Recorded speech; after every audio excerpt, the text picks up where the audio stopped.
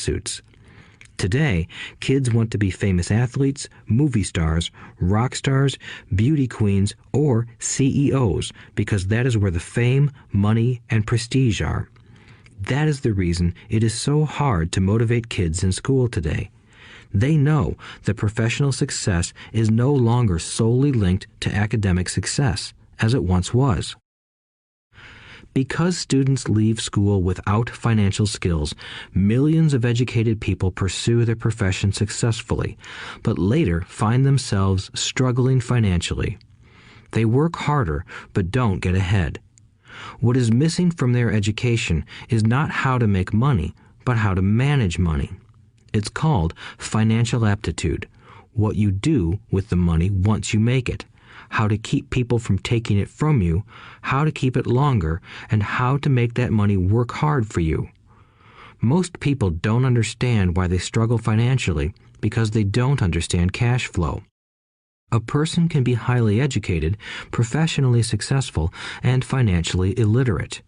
These people often work harder than they need to because they learned how to work hard, but not how to have their money work hard for them. The story of how the quest for a financial dream turns into a financial nightmare. The classic story of hardworking people has set a pattern. Recently married, the happy, highly educated young couple moves into one of their cramped, rented apartments. Immediately, they realize that they are saving money because two can live as cheaply as one. The problem is the apartment is cramped. They decide to save money to buy their dream home so they can have kids. They now have two incomes, and they begin to focus on their careers. Their incomes begin to increase. As their incomes go up, their expenses go up as well. The number one expense for most people is taxes. Many people think it's income tax, but for most Americans, their highest tax is Social Security. As an employee, it appears as if the Social Security tax combined with the Medicare tax rate is roughly 7.5%, but it's really 15% since the employer must match the Social Security amount. In essence, it is money the employer can't pay you. On top of that, you still have to pay income tax on the amount deducted from your wages for Social Security tax. Income you never received because it went directly to Social Security through withholding. Going back to the young couple, as a result of their incomes increasing, they decide to buy the house of their dreams. Once in their house, they have a new tax called property tax. Then they buy a new car, new furniture, and new appliances to match their new house.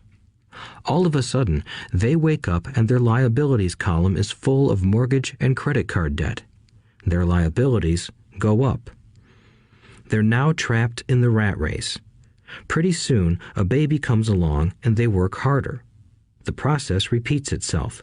Higher incomes cause higher taxes, also called bracket creep. A credit card comes in the mail. They use it. It maxes out. A loan company calls and says their greatest asset, their home, has appreciated in value. Because their credit is so good, the company offers a bill consolidation loan and tells them the intelligent thing to do is clear off the high-interest consumer debt by paying off their credit card. And besides, interest on their home is a tax deduction. They go for it and pay off those high-interest credit cards. They breathe a sigh of relief. Their credit cards are paid off. They've now folded their consumer debt into their home mortgage. Their payments go down because they extend their debt over 30 years. It is the smart thing to do. Their neighbor calls to invite them to go shopping. The Memorial Day sale is on. They promise themselves they'll just window shop, but they take a credit card, just in case. I run into this young couple all the time. Their names change, but their financial dilemma is the same. They come to one of my talks to hear what I have to say. They ask me, "Can you tell us how to make more money?" They don't understand that their trouble is really how they choose to spend the money they do have. It is caused by financial illiteracy and not understanding the difference between an asset and a liability. More money seldom solves someone's money problems. Intelligence solves problems. There is a saying a friend of mine says over and over to people in debt. If you find you have dug yourself into a hole, stop digging. As a child, my